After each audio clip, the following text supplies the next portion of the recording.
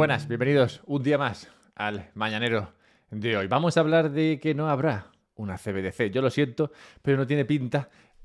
Continuaremos hablando de cómo fue invertir en los 80. ¿Alguna vez te lo has preguntado? Bueno, pues solucionaremos tus dudas. Continuaremos con la cuestión de las pensiones y lo que se ha previsto que subirán en el año 2024. Hablo de España, claro, aunque bueno, en otros países supongo que harán cosas similares.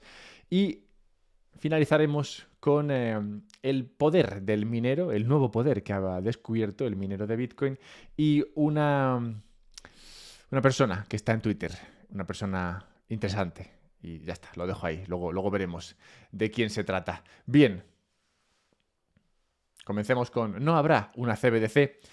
La Comisión del Tesoro de la Cámara de los Comunes, hablo de Inglaterra, ha declarado que el Banco de Inglaterra y el Tesoro de Su Majestad, qué gran nombre, deberían seguir estudiando la posibilidad de crear una moneda digital del Banco Central, una CBDC, pero ha instado a ambos a proceder con cautela debido a los riesgos y desafíos significativos que plantea esto. Bien, Reino Unido, al igual que las autoridades de otras economías, ha estado estudiando la posibilidad de crear una CBDC en un contexto de, dicen, caída del uso del efectivo e innovaciones tecnológicas. Pero, ¿cae realmente el uso del efectivo? Porque una noticia del Financial Times reciente muestra que el volumen de pagos en efectivo en Reino Unido aumentó un 7% en el último año hasta el 14%, lo cual me lleva a pensar, bien, ¿de dónde sale todo ese efectivo? En algunos casos, sí, saldrá del cajero, ¿no? Y saldrá de tu cuenta bancaria. Este será dinero declarado, dinero blanco, podemos decir, el que surgirá, digamos, y esos billetes se usarán para pagar. Pero esos billetes provenientes del dinero blanco, del dinero declarado, no son los únicos. También están los billetes que provienen del dinero negro, del no declarado. Un informe de la Asociación de Técnicos del Ministerio de Hacienda cifra esos billetes anualmente en unos 253.000 millones, que son muchos millones, en España. Lo cual me lleva a pensar, como veis, esto es una aventura de pensamiento, ¿cuánto peso tiene la economía sumergida en España? ¿Cuánto peso tiene la economía no declarada? Y hay muchas estimaciones, hay muchos pesos, pero digamos que el rango más o menos está entre el 18% y el 24,6% del PIB español. La media europea no está muy lejos, está alrededor del 13%, la media, o sea que también el rango será similar. Realmente es difícil saber cuánto de este dinero no declarado, de este dinero negro, de este tipo de dinero existe, pero sí es fácil intuir que es un tipo de dinero más.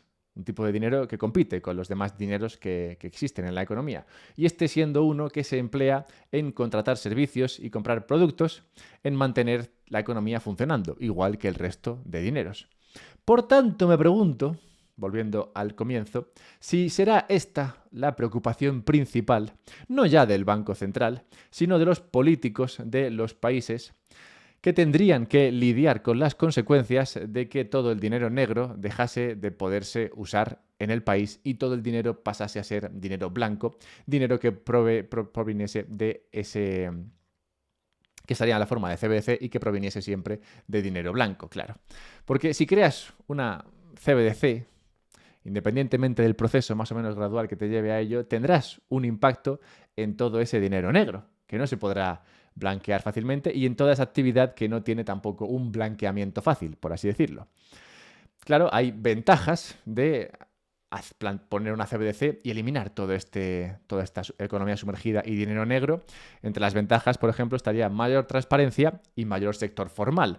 Habrá un porcentaje de esa economía sumergida que, digamos, vaya a la superficie, se blanquee. Pero habla de desventajas también, claro. Y dentro de las desventajas encontraríamos inflación, más paro, menor inversión y menor gasto, menor PIB. ¿Aceptará, me pregunto yo, un político, cualquier político, aceptará mayor inflación, mayor paro, menor gasto y menor inversión a cambio de mayor transparencia y más formalidad de la economía en el futuro? En el futuro, siendo la palabra clave. Pues no lo creo. Por tanto, pienso que no habrá una CBDC, no una que desplace al resto de dineros de una economía. Así que puedes dejar de preocuparte con este tema, por favor. Invertir en los 80. Pasemos a esto. Noviembre fue el mejor mes de los bonos desde 1980. Entonces, ignorante que es uno, me puse a comparar, dije, o a pensar, ¿qué pasó en los 80? Bueno, en los 80 hubo una crisis, bueno, varias crisis del petróleo que hoy se dicen que tuvieron un peso importante en las crisis que se produjeron económicas y que llevaron a inflación y demás. No siempre se habla mucho de la crisis del petróleo de los años 70, que hubo dos, que llevó a este momento en el cual, 1980, en el que Volcker accedía a llevar la Fed, el Banco Central de los Estados Unidos. Volcker fue el presidente de la Fed hasta 1987. Y en su mandato lo que consiguió fue llevar la confianza o devolver la confianza al Banco Central. Casi, dicen algunos, como si hubiese restaurado el patrón oro, asegurando una generación de estabilidad económica. Vamos, que trajo credibilidad al Banco Central, algo parecido a lo que buscan ahora. En los 80, también, debido al trabajo en parte de Volcker, el mercado experimentó turbulencias, pero obtuvo enormes ganancias tanto en acciones como en bonos. Las acciones del fondo que replicaba el Standard & Poor's, por ejemplo, ganaron un 215%, según datos de FactSet, y los bonos no le fueron muy lejos, ganaron en esa década alrededor de un 143%. Y claro, dices, oye, pues grandes ganancias siempre y cuando no prestases atención al hecho de que la inflación se estaba comiendo el valor de tus inversiones. Y es que si tú ves cuánto ganaste realmente con el Standard & Poor's, que he dicho antes que fue un 215, bueno, sí, fue un 215%, así a pelo, pero si le quitas la inflación, si tratamos de estudiar entonces la ganancia real, en términos reales, pues en toda esa década fue aproximadamente de un 70%, muy lejos de ese 215%. Por su parte, otra cosa que pasó en la década de los 80 fue que el oro se empezó vendiendo a $280 el día que Volcker tomó posesión del cargo y alcanzó los $850 5 meses después, el 21 de enero de 1980. Tristemente para los del oro no volvería a este precio hasta la crisis financiera de 2008, 28 años después. Se dice pronto. Bien, eso ocurrió en la década de los 80 y podría informar un poco lo que va a pasar en esta década, que claro, no es igual. La deuda que tenemos o que tienen los estados hoy no es igual. Ahora hay mucha más deuda que entonces. La demografía no es igual. Ahora hay muchos más vejetes que entonces. No existía Bitcoin, entonces el caos sí que será igual.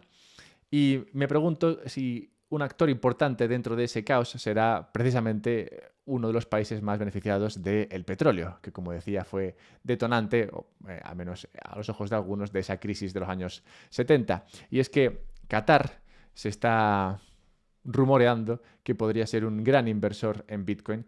Pues por ahí está Max Keiser diciendo que van a comprar casi 500.000 millones del activo. Como vemos, los 80 fueron parecidos, pero no serán iguales. Pasemos a las pensiones contributivas. Pasemos a las pensiones en España, básicamente. Hablemos de pensiones y de la inflación. Un tema que... pensiones, inflación e inversión, un tema que va un poco relacionado. Y esto va a colación de una noticia que salió otro día, que hablaba de cuánto van a subir las pensiones en el año 2024. Y decía la noticia que subirán un 3,8%, conforme al mecanismo de revisión en vigor desde finales de 2021, en el que una revalorización, que tienen que subir las pensiones un porcentaje relativo a cuánto ha subido la inflación en el año anterior. Esta subida hace que lo que se gasta España en pensiones sea ya el 12% del PIB. Claro, la inflación afecta a este baremo y en función de cuánto sea la inflación se suben las pensiones, pero la inflación es un vector, como bien explica siempre Michael Saylor, es decir, no es la misma inflación para todos. Y cabría pensar qué inflación realmente tienen los pensionistas, que ya tienen la casa pagada y probablemente tengan también otra serie de servicios que castigan a otras personas en otros momentos de su vida y que se ven, digamos, más afectados por esa inflación. Entonces, bueno, la inflación no es la misma para todos, pero sí que usamos esa inflación para subirle las pensiones a los que reciben estas pensiones, lo cual hace que, bueno, los que hoy trabajan tengan que dar parte de lo que ingresan para satisfacer esas pensiones. Y peor todavía, hacerlo siendo cada vez más sabedores de que cuando ellos sean los que se retiren, los que se jubilen, no tendrán acceso a una pensión tan suculenta como la que están recibiendo hoy los pensionistas gracias precisamente al dinero que estas personas dejan de ganar o dejan de disfrutar. Realmente hay muy pocos incentivos para contribuir de la última persona. Esto es como el último que entra al Ponzi, pues tiene menos incentivos para entrar al Ponzi que el primero que entra. Y quiero relacionar esto con una encuesta que se publicaba el otro día en el periódico The Objective, que hablaba de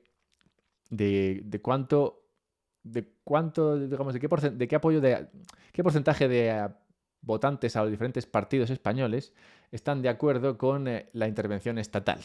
¿Vale? Se preguntaba a votantes de Sumar, del PP, del PSOE, de diferentes partidos, cómo a favor están de que el Estado intervenga en la economía. Y sumando todos ellos y los diferentes porcentajes y cuánta gente es de cada partido más o menos, aproximadamente el 67,02% de la población española estaría a favor de algún nivel de intervención estatal en la economía, lo cual me lleva a pensar que realmente hay una muy difícil escapatoria al crecimiento y la riqueza en España, lo cual me lleva a pensar que, efectivamente, los pensionistas del futuro no recibirán tanto dinero como los pensionistas de la hora, lo cual hará que muchos vean esto y empiecen a tratar de dejar de contribuir.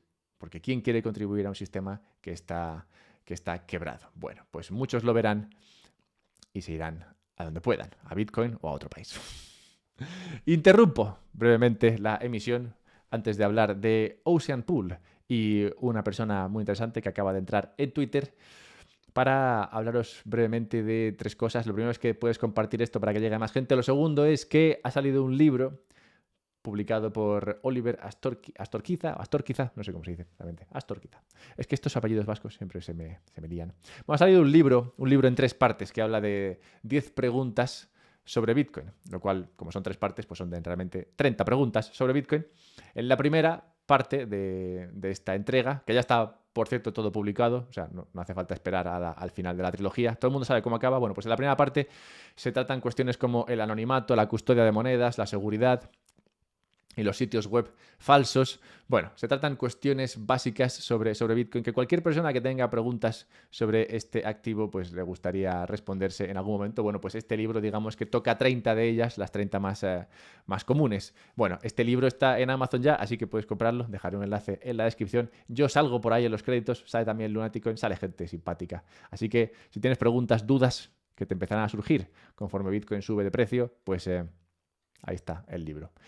Y ahí está también un nuevo pool de Bitcoin. Es importante esto porque si recordáis, hace un par de semanas hablábamos de que el F2 Pool, un pool de minería de Bitcoin, había decidido censurar una serie de transacciones en Bitcoin. Esto por los motivos que se dieron, pero que llevó a todo el mundo a pensar, oye, pues los mineros o los pools tienen cierto poder de censura. ¿Qué podría pasar, no? ¿Qué riesgo tiene esto? Bueno, pues para reducir el riesgo de que los pools en algún momento se pusiesen de acuerdo y censurasen, en la red de Bitcoin ha nacido Ocean Pool, que nace con la misión de ser un pool cuyo enfoque es no custodial. Un pool, digamos, que no custodia las recompensas de la minería y un pool que no crea o que no decide qué es lo que entra en cada bloque de Bitcoin. Hasta ahora todos los pools deciden lo que entra en el bloque. Con este nuevo pool no sería tan así. Es más, el Ocean Pool viene a solucionar una serie de problemas, como por ejemplo la centralización en la construcción del bloque, como digo, la custodia de las recompensas, que los mineros no reciben hasta que el pool decide distribuir, y la falta y la poca visibilidad, digamos, respecto a cuánto está realmente ganando el pool, que ahora mismo se estima. Y al estimarlo, pues se pierde mucho por el tema de lo que entra en forma de comisiones. De acuerdo a un anuncio de Ocean, no son estas las únicas ventajas, sino que también plantea lo siguiente, cito, una de las innovaciones tecnológicas más significativas en el corazón de Ocean Pool es la implementación de Stratum V2, un tema del que hemos hablado antes, un nuevo protocolo de minería diseñado para descentralizar aún más la minería de Bitcoin. Este protocolo mejora la distribución, etcétera, etcétera. Bueno, bien, que es, digamos, una agradable innovación dentro de la minería de Bitcoin y dentro de los pools de Bitcoin, pero que como toda innovación que llega a Bitcoin no viene exenta de polémica. Y es que, claro, ahora los mineros pueden decidir un poco lo que entraría en los pools, lo que entraría, perdón, en el bloque de Bitcoin, lo cual lleva a Ari Paul a plantearse que quizás esto sea malo para la descentralización. Cito a Ari Paul. En el contexto del reciente empuje del Departamento del Tesoro, Ocean parece un empuje estatista para ayudar al gobierno a imponer requisitos de censura a los mineros. Luke, uno de los que han lanzado Ocean, promueve descaradamente la censura de Bitcoin y al proporcionar el software para permitirla, facilita el argumento del gobierno de que los mineros son responsables de hacer uso de esas herramientas. Podríamos estar condenados entonces a una cadena estatista. Cierro cita. Vamos, que si el minero puede decidir lo que entra en la blockchain, pues el Estado americano podría decirle a los diferentes mineros, oye, pues como tú puedes decidir, ya sabes lo que puedes meter y lo que no puedes meter. Ante esto, Lynn Alden respondía, cito, tener una política que califica de spam un tipo determinado de transacciones es muy diferente de censurar transacciones individuales. Cierro cita. Esto es porque el pool de Ocean Pool no está muy a favor de meter las transacciones que llevan ordinals dentro de la blockchain de Bitcoin. Bueno, sea como fuere, una innovación dentro de Bitcoin y que, bueno, como siempre, pues se verá a dónde nos lleva. ¿Tú crees que traerá más descentralización? ¿Menos? Bueno, me gustaría saberlo. Y finalmente tenemos que hablar de Ulrich Lieke. Ulrich Lieke está por Twitter, pero no es un hombre de verdad. Es un bot bitcoinero con conocimientos sacados de internet que se dedica a pasear por Twitter o por X respondiendo a tweets. Imagínate que tú eres un influencer de Bitcoin o de la economía en general, pones lo que sea. Bueno, pues Ulrich encontrará tu tweet y responderá con algo bitcoinero que sea relevante. Es una especie de cuñado de Bitcoin que va por Twitter hablando de cosas bitcoineras. Pero como digo, esta persona no existe, está creada con inteligencia artificial basándose en un montón de información sobre Bitcoin y con la única meta y objetivo de responder en todos los tweets con cosas de Bitcoin. Como digo, puede resultar un poco cansino y puede provocar un riesgo, ¿no? Y el riesgo principalmente sería el de que no se avance el conocimiento. Pues si tienes a un tío o a muchos tíos en algún momento, muchos bots que siempre dicen lo mismo, es muy difícil realmente que el conocimiento innovador llegue a las personas, que al final siempre verán lo mismo una y otra vez. Por tanto, planteo yo una solución a el problema de los bots con conocimiento específico, que como veis está creciendo y que cada vez serán más profesionales. Y la solución que planteo es que compartas este conocimiento. Comparte este noticiario, comparte este podcast con otras personas y así pues todo el mundo tendrá acceso a nueva información, cosas nuevas y no creadas por una IA. Y cerremos con una persona que murió en tal día como hoy. Una persona que vivió en un momento en el que la IA no estaba ni siquiera en las mentes de las personas, una persona que planteó la realidad tal y como la veía, una persona que fue muy visionaria al respecto, una persona como Thomas Hobbes, quien murió, como digo, un día como hoy, autor de El Leviatán. Si has escuchado alguna vez a Álvaro de María, habrás escuchado a Hobbes y su explicación de lo que hará el Estado o de lo que significaba el Estado como ente inabarcable. Y sí, es verdad que el Estado es un ente inabarcable, difícilmente abordable por cualquiera, pero ¿será esto siempre así? Thomas Hobbes vivió hace mucho tiempo ya y las cosas van cambiando. Veremos si una propiedad privada más potente que el Estado mismo será capaz de reducir el poder de este Leviatán. Comparte esto si quieres, búscame en Twitter, @alberto_mera y cómprate Bitcoin. Si así te apetece, puedes hacerlo a través de Relay. Ya sé que Bitcoin está como muy fuerte, ¿no? Pero aún así se podría decir que todavía hay tiempo. Si quieres comprar Bitcoin, puedes hacerlo a través de Relay, como digo. Y si quieres guardarlo de forma segura, puedes hacerlo en una Bitbox.